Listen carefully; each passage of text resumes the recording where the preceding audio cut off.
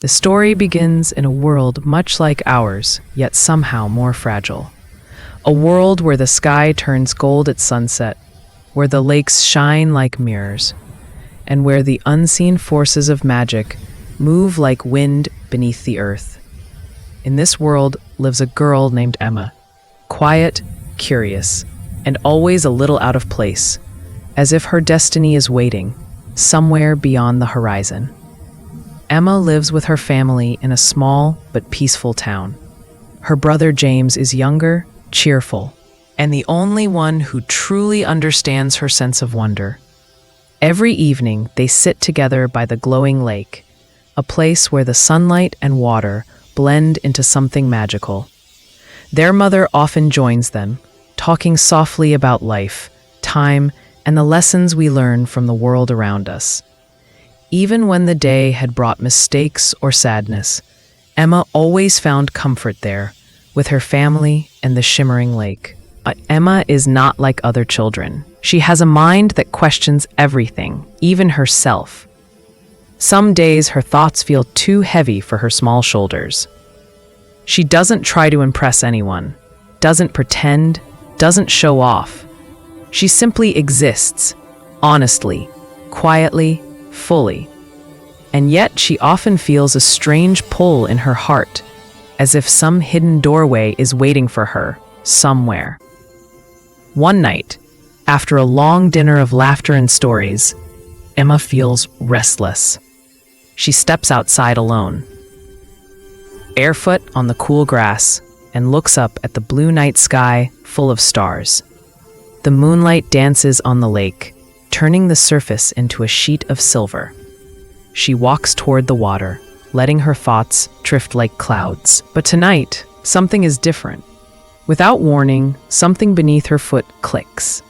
A hollow, wooden sound.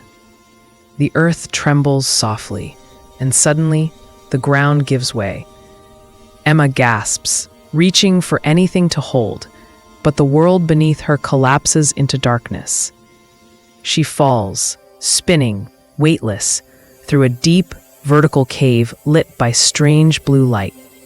Below, a glowing whirlpool of golden water waits, and she plunges straight into it.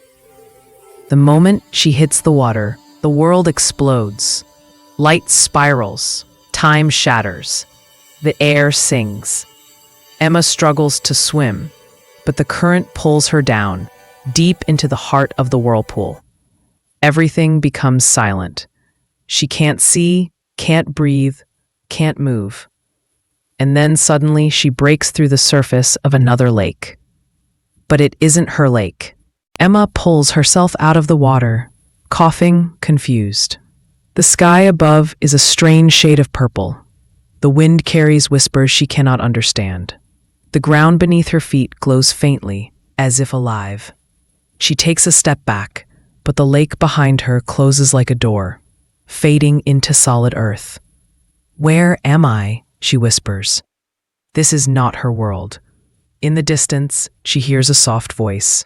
"You shouldn't be here." Emma spins around and sees a boy, about her age, standing beneath a massive ancient tree. His clothes are unfamiliar, stitched with strange symbols, glowing like fireflies. He looks at Emma with cautious eyes, unsure whether she is a threat or a miracle. "I fell," Emma says, breathless. "Through a cave, through a whirlpool." The boy's expression changes instantly. Fear, surprise, recognition. "Then you came from the world above," he says. "You are the one the keepers warned about." Emma doesn't understand, but before she can ask more, the ground shakes. The purple sky darkens. A deep roar echoes from beyond the forest. The boy grabs her hand. "We have to go, now." They run through glowing fields, through forests filled with floating lights, through valleys where the earth hums with ancient magic. The world feels alive, watching them, guiding them. Emma's fear slowly mixes with wonder. Even in danger, this place feels strangely familiar, like she has known it in her dreams. As they reach a cliff overlooking a vast, shining city, the boy finally slows. He looks at Emma with seriousness far beyond his years. "This world is dying," he says, "and somehow your arrival has awakened the prophecy." Emma shakes her head. "I'm just a normal girl." "No," the boy replies softly. "You are the one who crossed between worlds, the one who was chosen by the Lake of Light." Far beneath them, the golden-lit city pulses like a heartbeat. It is beautiful and broken. The magic that once protected it is fading. Creatures roam its edges. The sky flickers as if it may collapse. Emma feels fear rise in her chest. "How do I go home?" The boy looks away, unable to give the answer she desperately wants. Night falls, and they search for shelter. The boy leads her to an ancient cave lit by glowing stones.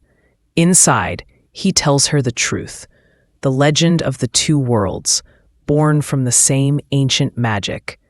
Her world took the path of light, knowledge, and progress. His world remained hidden, ruled by pure magic. But now something is breaking the balance. And Emma's arrival is the sign. As they rest, Emma thinks of her family, her mother's soft voice, her brother James' laughter, the shining lake. She promised herself she would return. She had to. The next sunrise brings hope and danger. Creatures made of shadow hunt them. The forest shifts to help them escape. The mountains open hidden tunnels. The land itself seems to recognize Emma, responding to her presence, guiding her. Piece by piece, Emma learns what she truly is. Not a hero, not a warrior, but a bridge, a connection between two worlds, a heart strong enough to hold both light and magic. Together, she and the boy reach the heart of the lower world, the source of light. But it is dying, weakened by centuries of imbalance. Emma steps forward, feeling the same golden warmth she felt the night she fell. The source responds to her, glowing brighter with each breath she takes. It speaks without words, offering her a choice. Restore the balance, but remain here forever, or return home while this world fades into darkness. Emma trembles. Tears rise in her eyes. She thinks of her mother, her brother, her home. But she also thinks of the boy beside her, and of this world, full of beauty and magic. Her heart breaks, and then something miraculous happens. A third option appears, one that even the ancient keepers never saw coming. Because Emma is not just a visitor. She carries both worlds inside her. The knowledge of one, the wonder of the other. Her connection creates a new path. Emma reaches out.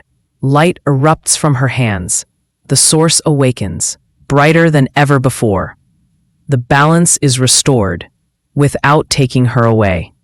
Both worlds are saved. A portal opens, not of water this time, but of golden air. Emma looks at the boy, smiling through tears. "Thank you," she whispers. "And thank you," he replies, "for believing in a world you didn't know." Emma steps through the portal. The air trembles, the sky flashes, and suddenly she is back on the shore of her own lake, exactly where she fell. Her mother runs toward her. James cries with relief. Emma collapses into their arms, overwhelmed with love. No one believes her story. Of course not. But every night, when she sits by the glowing lake, she feels the whisper of the other world in the wind. She knows it's real. She knows she saved it. And she knows that one day, when the worlds need each other again, the lake will open for her once more.